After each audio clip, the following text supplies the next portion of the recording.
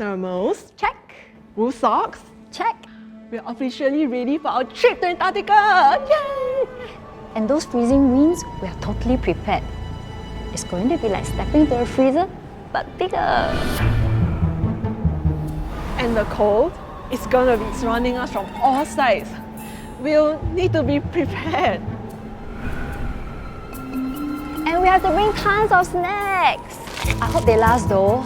I heard food can spoil fast in harsh conditions. It's all gonna be worth it for that amazing fresh air. So crisp, so pure. It's gonna be like a freezer.